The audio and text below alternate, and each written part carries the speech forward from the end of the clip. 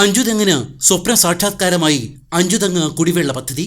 ത്രിതല പഞ്ചായത്ത് സംവിധാനത്തിലൂടെയാണ് പദ്ധതിക്ക് ആവശ്യമായ തുക കണ്ടെത്തിയത്.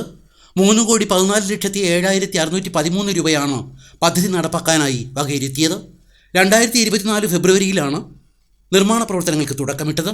കഴിഞ്ഞ ദിവസം മന്ത്രി റോഷി അഗസ്റ്റിൻ പദ്ധതി നാടിനായി സമർപ്പിച്ചു. 4 ലക്ഷം ലിറ്റർ സംഭരണശേഷിയുള്ള ഓവർഹെഡ് ടാങ്കും 1 ലക്ഷം ലിറ്റർ സംഭരണശേഷിയുള്ള ഭൂജല സംഭരണശേഷി ടാങ്കുമാണ് ഇതിൻ്റെ ഭാഗമായി നിർമ്മാണം കഴിച്ചിട്ടുള്ളത്. അതോടൊപ്പം 13 HP-യുടെ 2 പമ്പ് സെറ്റും.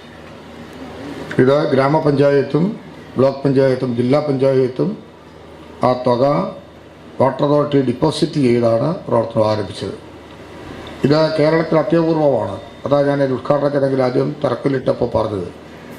അതും എനിക്ക് കിട്ടിയൊരു ഭാഗ്യമാണല്ലോ. തറക്കല്ലിട്ടിയ ആൾ തന്നെ ഉദ്ഘാടനം ചെയ്യാൻ കഴിയുന്നൊരു അവസരം ഉണ്ടായി എന്നുള്ളത് ഭരണനിർവഹണത്തിൻ്റെയും ഉത്തരവാദിത്വബോധത്തിൻ്റെയും ത്രിതല പഞ്ചായത്തിൻ്റെ നല്ല നിലയിലുള്ള മോണിറ്ററിങ്ങും ഇതോടൊപ്പം വാട്ടർ അതോറിറ്റിയുടെ കാര്യക്ഷമതയുടെയും കൂടി ഭാഗമായിട്ടാണ് ഞാൻ കാണുന്നത്. ഇങ്ങോട്ടേക്കുള്ള വാട്ടർ ഷോർട്ടേജും മാറ്റപ്പെടുന്നു എന്നുള്ളത് പ്രധാനപ്പെട്ട കാര്യമാണ്. ആ നിലയിൽ സഫീഷ്യൻ്റായി കുടിവെള്ളം കിട്ടുന്ന ഒരു പ്രദേശമായി അഞ്ചുതെങ്ങ് മാറുന്നു എന്നുള്ളതിൽ നമുക്കേറെ സന്തോഷിക്കാം. വി ശശി MLA അധ്യക്ഷനായിരുന്നു.